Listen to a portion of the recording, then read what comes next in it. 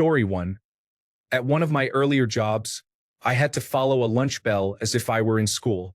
However, since I worked in the lab, the testing I needed to conduct sometimes made me miss the lunch bell, causing me to eat later.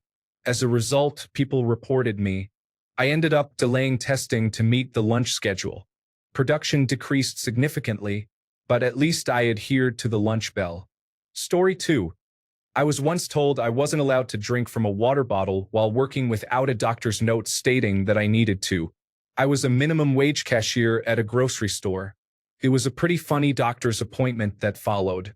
Story 3.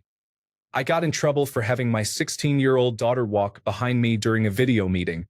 My manager, who had her 7-year-old walk in and ask a question, stopped the meeting to answer her daughter's question. I was written up for my situation, and I quit on the spot after being reprimanded. I have no regrets. Story 4. I worked at a skating rink from the ages of 14 to 18. Typical day shifts were from 12 p.m. to 7 p.m. when the venue was open for birthday parties and similar events. Halfway through the shift, if it was not busy, the managers would ask some employees not to clock back in from their lunch break. This meant waiting off the clock for up to an hour for them to decide if they truly did not need you and you could go home. If you left without the manager's approval, you would receive a write-up. This was around 2003, and the only reason they got away with it was that all of the employees were teenagers who were friends with each other and with most of the regular customers. We all enjoyed skating, so many of us stayed to hang out until the rink closed, even when we were not on the clock. We were unaware that what they were doing was illegal. Story 5. People who discover a spill must stand next to the spot until maintenance arrives with a broom or mop. As the only maintenance worker, I received complaints in this order. There's a spill. You need to get the mop. Why did you go get the mop? You are supposed to stand next to it. When I suggested, maybe you should hire a second maintenance person, the look on her face each time was priceless. Story 6. If someone knocks on the door before opening time, we have to let them in. However, I'm getting my computer up and running, ensuring the waiting room is tidy, getting my coffee, and taking a break. That door isn't opening until our office hours begin. Story 7. I worked at a bakery where, if we were there, the doors had to be unlocked, even if the store was closed or if we had no food. Additionally, we were not allowed to inform customers that the store was closed. Story 8. A friend just told me they would have cake in the break room for birthdays, but the time spent celebrating by awkwardly standing around with a slice of cake would have to be made up at the end of the day. Story 9. I worked in an upscale flower shop during college, and we weren't allowed to sit, even when the store was empty, which it often was since most people called in. All the chairs were essentially decorative because we had to appear busy for the customers who weren't there. Story 10. At one job, we had a rule where no one could adjust their office chairs. If you needed it higher, lower, or tilted differently, you had to submit a maintenance request. This was frustrating. During busy periods, it could take days for someone to come and adjust your chair. It felt absurd sitting uncomfortably while waiting for authorized personnel to make a simple adjustment. Story 11. I worked at a center that made calls on behalf of a 2-year technical school, essentially doing telemarketing. The room was empty except for those of us making calls. I disliked the job, but I needed the money, as it paid $2 more per hour than other positions. Only women were hired to work there, and after I was hired, I was informed about a dress code requiring me to wear a skirt. I ended up quitting soon after because I became convinced someone had cameras or mirrors for inappropriate purposes. It gave me unsettling feelings. Story 12. We need you to be on call every other weekend, but you will not be compensated for that. I left shortly after. Story 13. I once worked in the call center of a large company where we were treated poorly and received none of the benefits that other departments did. We had to work on holidays and were subject to a point system that penalized us for any tardiness, even if it was just 1 minute past our start time, or for absences. Although we technically had 5 sick days a year, we could be fired upon reaching 5 points, while other departments were exempt from this. The entire company, except for us, was taken on all-day picnics and other events at least twice a year. The most frustrating moment, however, was when the fire alarm went off in the 25-story building. As everyone rushed to the fire exits, the department manager and head of human resources ordered everyone in the call center to return to their desks, stating it was only a drill. Half of us left anyway and likely would have faced termination had the building manager not intervened, pointing out to the company head that it was illegal for us to remain in the building during a fire drill. Story 14. A friend who worked in an office explained to me the unwritten rule that nobody leaves the office before their boss, even though they have set working hours. Story 15. In my first adult office job, I was responsible for ordering catering. The first time I ordered, I got sandwiches and salads. I chose a green leafy salad and was reprimanded by one of the vice presidents. She explained that eating greens in front of clients made us look weak, and I was only to order macaroni and potato salads, which I suppose demonstrates strength. Story 16. I requested a different calculator at work because the one I was using did not have all the functions I needed. The woman in charge of supplies denied my request and told me the one I was using was acceptable. Afterwards, I left work, felt upset, and went to Walmart to buy a new calculator. Story 17. I worked in an office where we were not allowed to take notes on yellow legal pads. Only spiral-bound notebooks were permitted. Story 18. I still think requiring a doctor's note for an excused absence is unnecessary. I'm not going to spend money on a doctor's appointment if I have a cold or the flu. Story 19.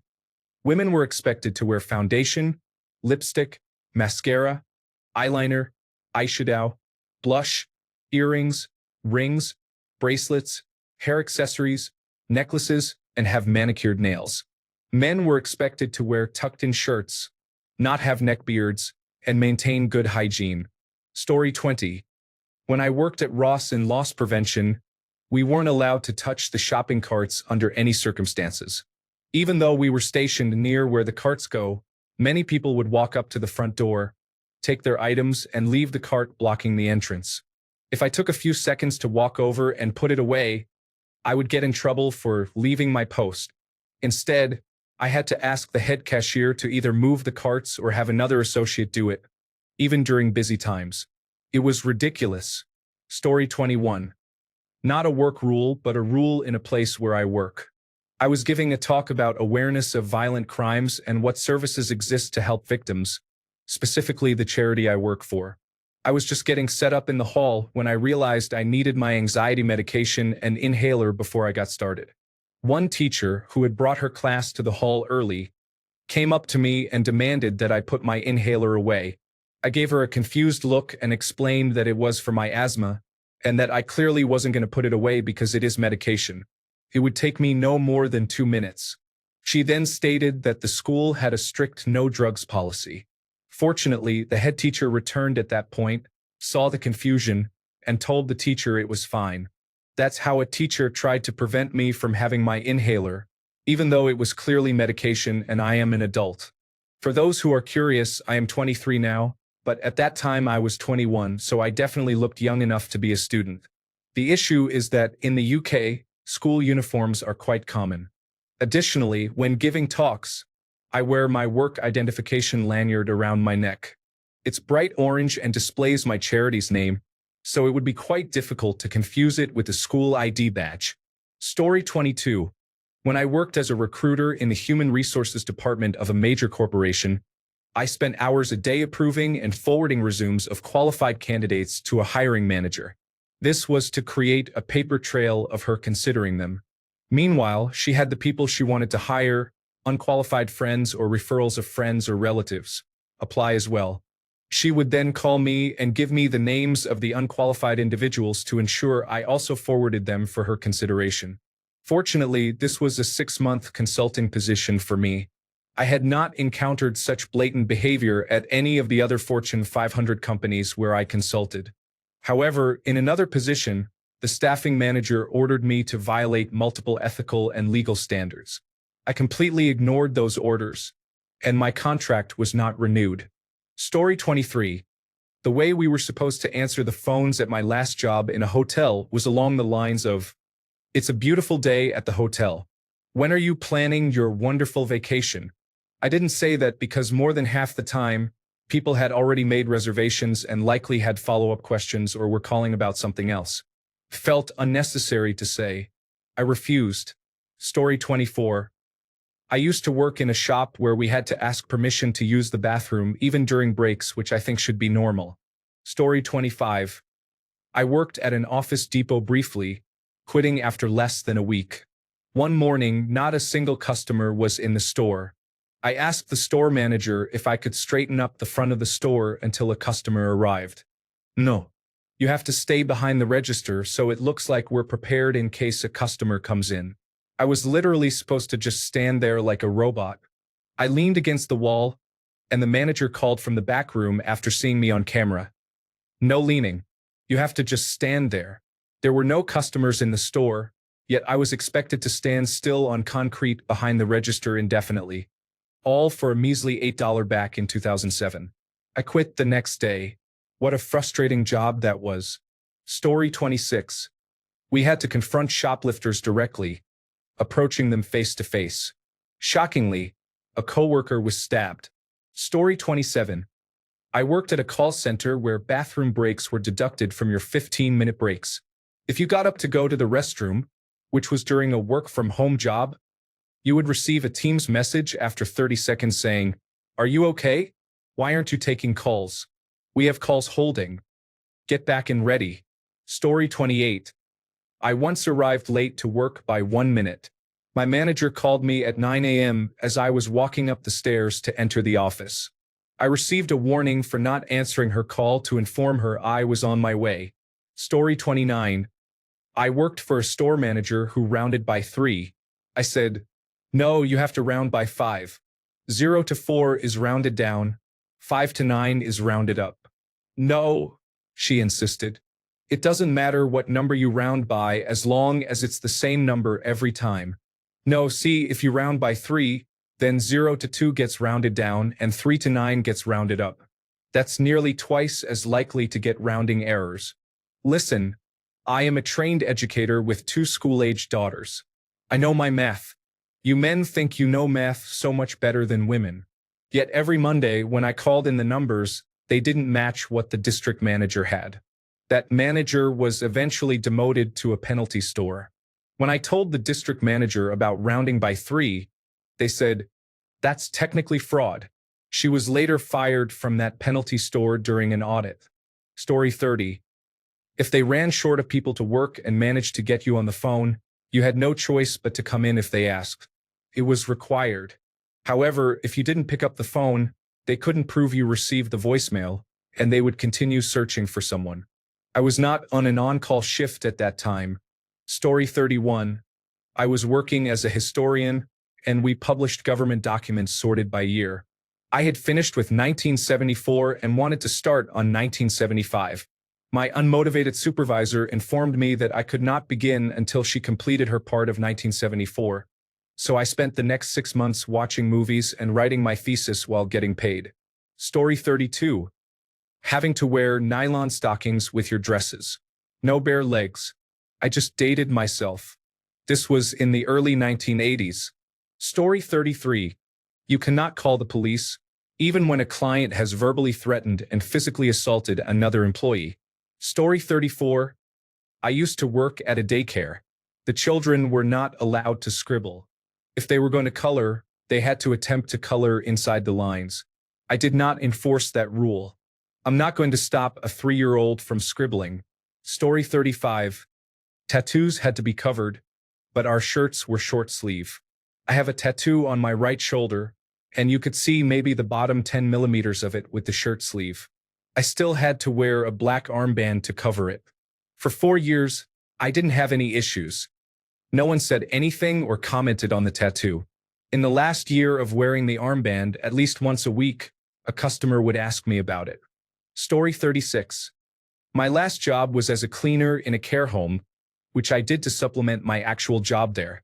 The supervisor was very controlling, not allowing any breaks, even for a minute. It was quite strange.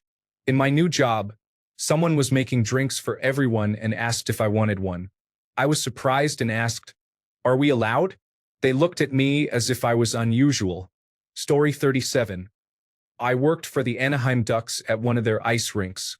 I was allowed to wear a hat, but it had to be plain. I learned this rule when the manager told me to remove my hat. Story 38. At a manual job, I stood for 7 hours each day on a hot and sweaty factory floor. During a 10-minute unpaid break, we were not allowed to sit down. We had to stand next to the seats provided for break use, which were only meant for the later unpaid 20-minute lunch break. Meanwhile, the managers who created this rule sat all day in an air-conditioned office drinking coffee. This is just one example of management logic and motivation regarding the workforce. It is not the best way to get the most from your staff. Story 39. No microwave popcorn is allowed because the owner of the company, who worked from a different location in another state, did not like the smell. Story 40. Somebody was offended by how we announced that the store was closing, so we were no longer allowed to inform customers about the closing. This led to long waits, during which a manager would occasionally have to assist customers and gently inform them that we had closed. They would often feel embarrassed as it was almost an hour past closing time, and we still had to wait for the till to be counted afterwards. Story 41. Being required to always wear a suit, matching shoes, and a tie, even when picking up items from the office outside of normal working hours or on weekends, was a strict rule. This policy also applied to customer visits. One customer had a parking spot 2 kilometers from their office, requiring people to walk through a muddy field. Even in that situation, we were still expected to wear a suit, matching shoes, and a tie. Story 42. At my company years ago, you could go out for dinner on business travel, including wine and dessert at the best restaurant in the city, and charge it all to your expense account without any issues. However, if you simply grabbed a $4 can of peanuts for dinner from the minibar at your hotel after work, the expense would be denied. Story 43. I worked at Burger King during COVID as the manager. In the drive-thru, customers had to put cash, coins, and credit cards into a random plastic container we were given. When providing change, it also had to go into the same container. Food, even a single drink, had to be handed out awkwardly in that container. The owner would watch security cameras from home and would quickly call the store if someone didn't use the container. Their idea to prevent illness was to make everyone reach into and touch the same plastic container, and we were only required to clean it once every 6 hours. I disliked that job. The district manager treated us poorly. Story 44. No samurai swords on the floor. It is easy to follow, but it is ridiculous that it needs to exist. Story 45. No talking to each other unless it is work-related. We started calling out the supervisor and his son for discussing sports during work hours. That rule lasted until lunchtime. There is a mandatory shop meeting at 10 a.m. every morning. On day 3, we were all in the office while the supervisor was on the phone discussing unproductive matters with someone. Nobody was working during that time. On day 4, the supervisor was not in, so we had the meeting but just sat around doing nothing for an hour. On day 5, mandatory meetings were canceled. Story 46. When you are walking with a cup of coffee in your left hand, your left arm makes a 90-degree angle while your forearm is parallel to the ground. You cannot drink the coffee while walking. Story 47. Women had to wear pantyhose under their pants. When they said that pantyhose were required, I assumed they meant if you were wearing a skirt or dress. I showed up on my first day dressed formally, but of course without pantyhose since I was wearing pants. A coworker noticed and reported me to management instead of telling me directly. The most ridiculous part was that this was a bank teller job, where we were behind a counter that was intentionally designed so customers could not see our feet or legs due to security alarms under the counter. I quit that job after a week. Story 48. We weren't allowed to leave at the end of our shift unless our replacement was present. If I was working the first shift and the person scheduled for the second shift did not show up, I had to stay until they found someone to replace me. Even worse, during the multiple times this happened, the individual who did not show up for work faced no real consequences, unlike me who would have faced consequences for leaving them understaffed. Story 49. Do not give receipts to homeless individuals. I worked for an upscale grocery store in an area with a significant homeless population.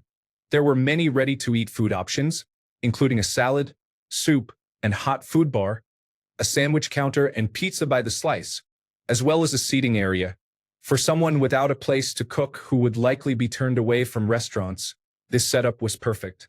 Many local homeless individuals came in to get food, and the vast majority were decent, polite, and kept things clean, including most of those with serious mental illnesses.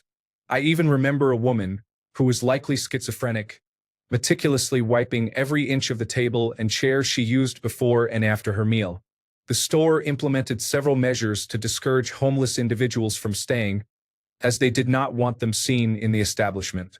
First, they eliminated reusable dishes, offering only takeout boxes to encourage patrons to leave with their food.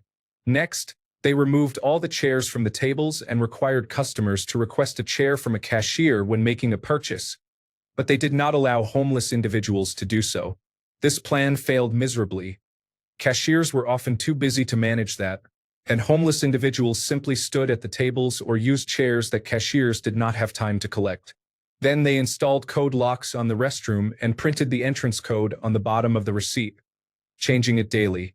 Staff were instructed not to provide this code to anyone, and we were told not to give receipts to homeless customers. Instead, we were to give them a paid sticker, preventing them from using the restroom. Needless to say, I did not follow this rule. I received a write-up once for giving a receipt to a man in dusty clothes covered in paint while the manager was present. Ironically, he was clearly some kind of contractor or tradesman who had just finished work, not homeless. For a while, I had been using the tare weight of the cardboard takeout containers instead of the heavy ceramic salad bowls we no longer had for most of the homeless customers. I suppose they were justified in firing me in the end, though they never caught on to the tare practice. Story 50. I know arriving at work early is a standard practice, but my previous job implemented a rule requiring employees to be there 15 minutes early. If you arrived later than that, you were sent home. Story 51. I was informed that arriving any later than 30 minutes early was considered late, and I would be terminated if it happened more than once. The next day, I placed my resignation letter on my boss's desk. I refuse to work a job that pays $16 per hour and creates that kind of stress for employees. Story 52. I was operating a reactor vessel that consisted of two very loud machines, and the monitoring station was right in between them. It was ear-splitting, so I bought a noise-canceling headset that reduced the loud rumbling while allowing me to hear my coworkers. Management objected. They didn't want people listening to music while on the job, so they had banned all types of earbuds and headphones. I explained that I was just using the noise-canceling function and demonstrated it to the manager. He agreed that it was very helpful against the noise and saw that I wasn't listening to music or anything else. But he still adhered to the rules are rules approach, and the ban stood, no headsets allowed. I'll never understand how someone can manage with such a lack of understanding. Story 53. I had a micromanaging general manager who suddenly announced that we could only have one nail per wall in our offices to hang things. Some of us had been in our offices for years, and they were highly personalized. It was absurd. Story 54. We are not allowed to keep green scrub pads in the wash bucket, which is more of a health department rule than a store rule. We are not allowed to use scissors to cut plastic bags. We must use the small cutters that dull after 3 uses. One person left the walk-in cooler open all night, and now we are not allowed to use a bungee cord to keep the door propped open when carrying heavy items there. Story 55. I worked at a high school where the president and principal had many disagreements about certain policies. On official snow days, everyone, including students and staff, stayed home, except for those of us in the president's area. The worst part was that it didn't change until they had an argument about something else, and then we abruptly lost our snow days, leaving about 8 of us sitting there all day with nothing to do. Story 56. First, I was informed that I was not supposed to work overtime. Then I was told that if someone assigned me a project right before the end of my shift, I had to complete it. Days later, I was criticized again for working excessive overtime. Story 57. I needed to sign off that I would always wear proper undergarments when I acknowledged reading the employee handbook. About a week later, I found out that some employees had worn dresses to work, but did not wear anything underneath and had flashed customers on more than one occasion. So there was that. Story 58.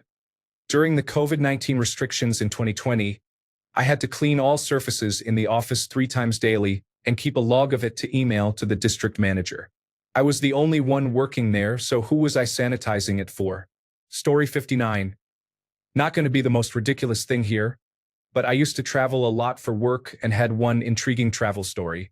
Basically, I was in Houston for a comic book convention and needed to get to San Antonio for work that Monday. So I called my boss on Friday as I was flying out to the convention and said, "Hey, I'm going to be in Houston this weekend. So can I just rent a car, drive to San Antonio, and then drop it off to pick up my weekly rental? I can expense them separately. Those one-way rentals can get pretty expensive. Why don't you just fly?"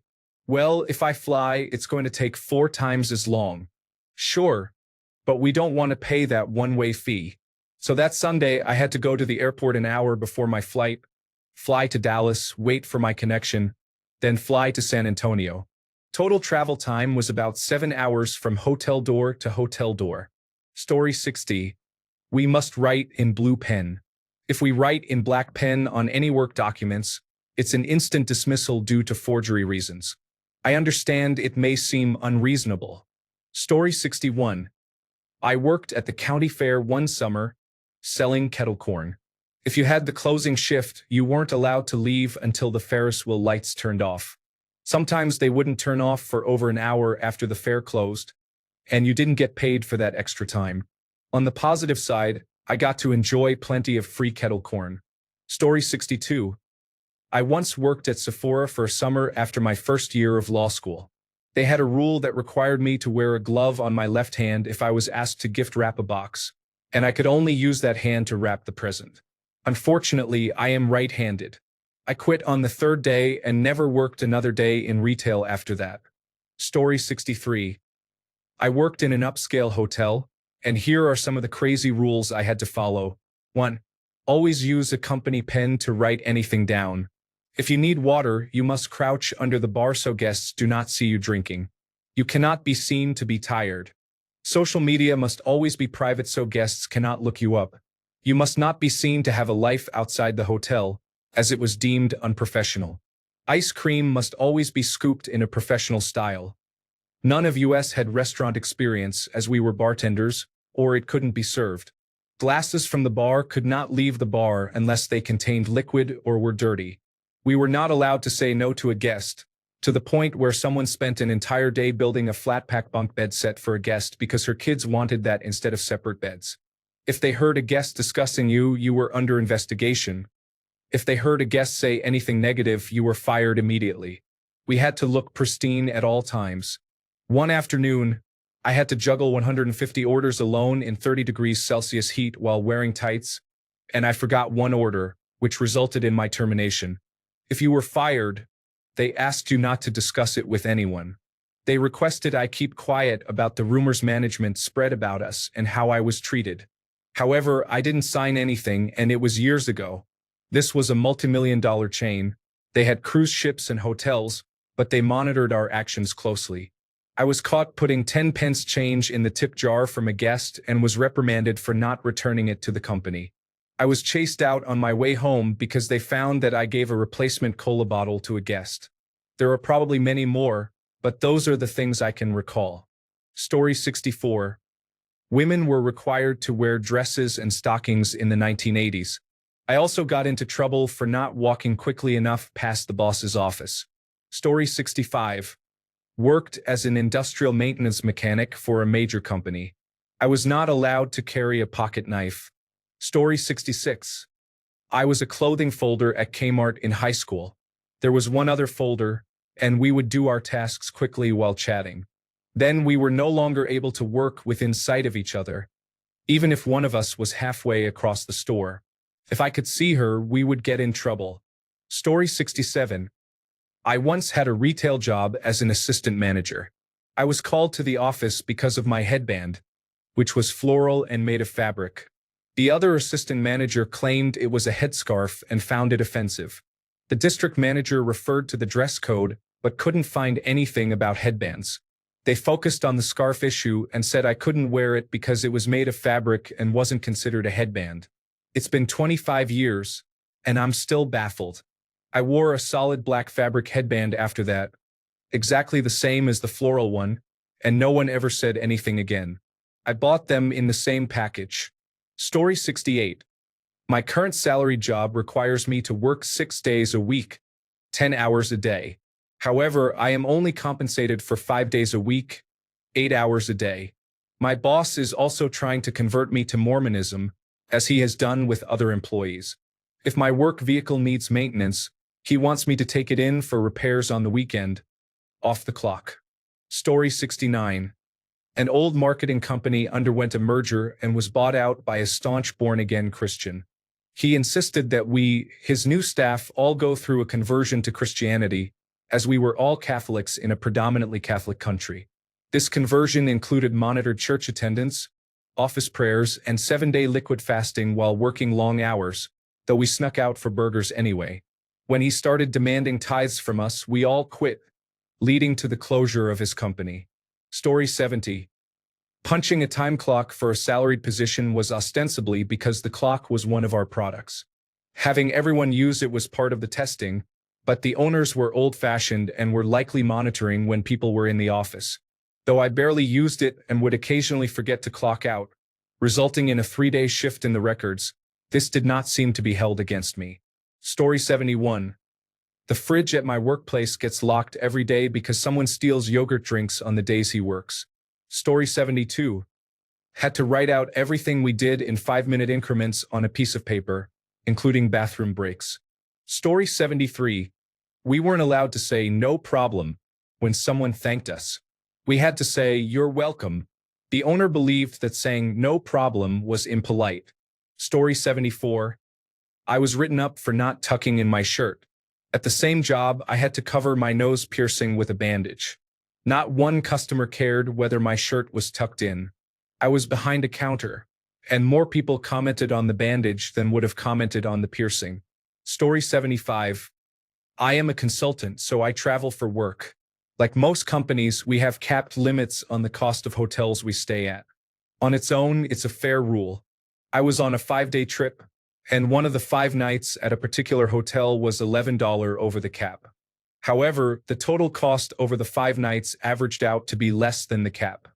For example, if the cap was $200 and one night was $211, but the other 4 nights were $170, the average would be less than $200 per night. This turned into a significant issue. My project manager had to get formal approval from higher management and fill out extensive paperwork just to justify paying an extra $11. He remarked to me, "I can personally approve project budgets in the millions of dollars, but I am not trusted to approve an $11 excess on a hotel stay without the approval of 3 other people." Story 76. Completing and signing timesheets on a Thursday is necessary. When there is a holiday, it must be done on a Wednesday. Often, I have to wait until the next week to edit my timesheet since edits can only be made at the end of a pay period. Story 77. I had to ask for overtime at the beginning of each day, then engage in a game of 20 questions with management about why I needed the overtime, even though I did not actually want it in the first place. The reason I needed the overtime every day was always the same. Management never did its job of properly adjusting my workload to an amount I could finish in 8 hours, as dictated by policy. I absolutely disliked begging for and justifying overtime that I did not want to work anyway. Just send me home after 8 hours if it is that much of a problem.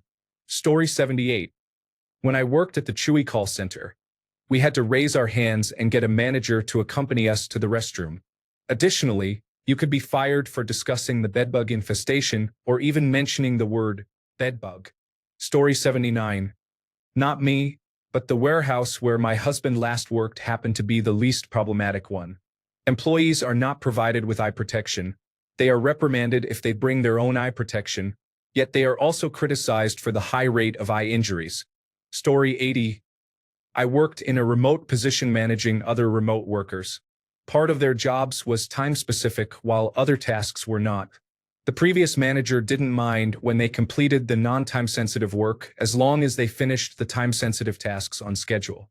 However, we got a new manager who decided that because the contracts included working hours as a guideline, employees were required to be at their desks during that specific time.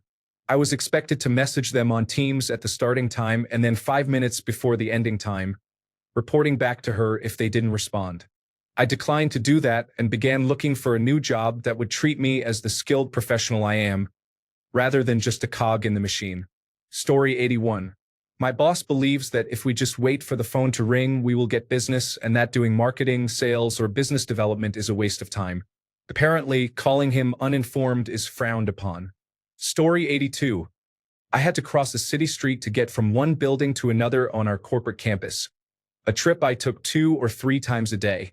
I was instructed to wait for the light to change and only go on the walk sign or face discipline, including dismissal. I felt like an idiot just standing there watching no traffic 99% of the time. However, I did manage to be responsible for a corporate memo being written to all employees announcing this policy. At age 55, the guard came out of his little house one day to tell me I had to wait for the light. I told him I had been crossing the street by myself for the past 50 years, and he needed to go back in his little house and leave me alone. 30 minutes later, the memo was posted on our intranet. When I told my boss the story, he laughed and told me the company wanted to pay me to stand and wait. He was a great boss. Story 83. They paid us for gas instead of mileage and $300 a month for the car. Everyone started driving that car. Someone had a dually that got 5 miles per gallon and had 2 fuel tanks. After 2 months, they went back. The dually owner was sad because he had to park it again. Story 84. When I was 18, I started working at a trust company. I broke my hammer in the first week. I went to my boss and mentioned that I had broken it. He said he had one for me and handed me a small hammer from the dollar store. At the end of the week, he tried to charge me $60 for it, stating that was the rule if you didn't have a hammer. Story 85. We were in a budget crunch, and the solution was that any expense over $100 had to be approved by the chief financial officer. That year, we had over $2 billion in revenue and over 10,000 employees. Thanks a bunch for sticking around till the end of the video. Remember to subscribe, and until next time, stay awesome and goodbye.